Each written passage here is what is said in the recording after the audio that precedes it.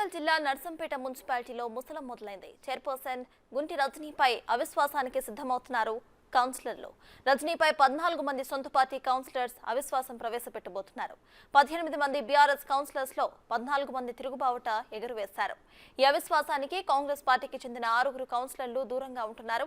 అయితే చైర్పర్సన్ పై అసంతృప్తి వ్యక్తం చేస్తున్న బీఆర్ఎస్ కౌన్సిలర్స్ ను బుజ్జగించి సర్ది చెప్పేందుకు మాజీ ఎమ్మెల్యే సుదర్శన్ రెడ్డి రంగంలోకి దిగారు.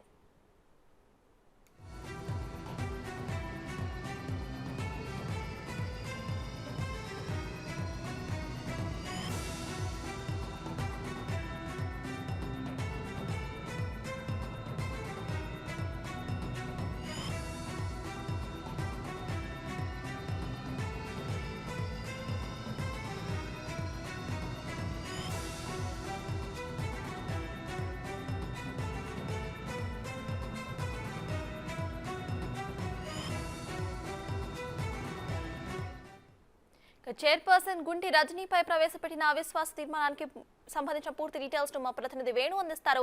వేణు, చెప్పండి, ఈ అవిశ్వాస తీర్మానానికి గల అప్డేట్స్ ఏంటి? ఇక కాంగ్రెస్ కి సంబంధించిన కౌన్సిలర్స్ దీనికి దూరంగా ఉంటున్నట్టు కూడా తెలుస్తోంది. దీనికి సంబంధించిన ఇన్ఫర్మేషన్ ఏంటి? సర్తాజ్, నర్సంపేట మున్సిపాలిటీలో మొత్తంగా 24 మంది సభ్యుల బలం ఉండగా అందులో 6 కాంగ్రెస్ అభ్యర్థులు ఉన్నారు.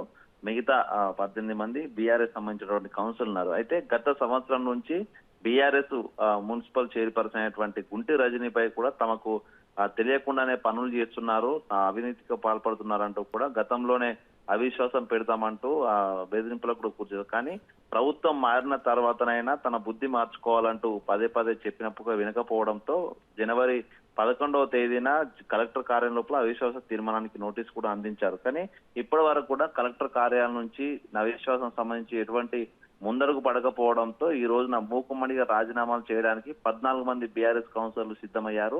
అవిశ్వాస తీర్మానం పెడతారా లేకుంటే పూర్తిగా రాజీనామా చేసి వెళ్లాలా అంటూ కూడా వాళ్ళు డెడ్ లైన్ విధించారు. సో ఈ నేపథ్యం లోపల మాజీ ఎమ్మెల్యే అయినటువంటి పెద్ది సుదర్శన్ రెడ్డి వీళ్ళను బుజ్జగించే ప్రయత్నం చేసినప్పటికీ కూడా వారు ససేమిరంటారు. ప్రస్తుతానికి మరి కొద్దిసేపటి లోపల 14 మంది బీఆర్ఎస్ కౌన్సిలర్లు కూడా మరోసారి కలెక్టర్ ను కలిసిన తర్వాత అవిశ్వాస తీర్మానానికి ముందుకు వస్తేనే తప్ప లేకుంటే రాజీనామా చేస్తామంటూ కూడా అల్టిమేటం ఇచ్చే పరిస్థితి కనిపిస్తా ఉంది. ఇక మరోవైపు దీంట్లో సంబంధించి 6 కాంగ్రెస్ కౌన్సిలర్లు ఉండగా వారు మాత్రం సైలెంట్ గా ఉన్నారు. ఎందుకంటే బీఆర్ఎస్ సంబంధించినటువంటి కౌన్సిలర్లు గత సంవత్సరం కూడా ఇట్లాగే అవిశ్వాస తీర్మానం పెడతామంటూ చివరి నిమిషం లోపల మళ్ళీ బీఆర్ఎస్ చైర్పర్సన్ కలిసిపోయారు. సో ఈసారి కూడా అదే విధంగా జరగవచ్చు అనే అంశంతో వాళ్ళు కూడా సైడ్ అయి ఉన్న పరిస్థితి. కానీ మొత్తానికి ఈ రోజున అవిశ్వాస తీర్మానానికి కనుక కలెక్టర్ మొగ్గు చూపకపోతే మాత్రం రాజీనామాలు అయితే సమర్పిస్తామంటూ కూడా చెప్తున్న నేపథ్యం లోపల కొంత ఉత్కంఠ అయితే కొనసాగుతూ ఉంది. Right, thank you Venu.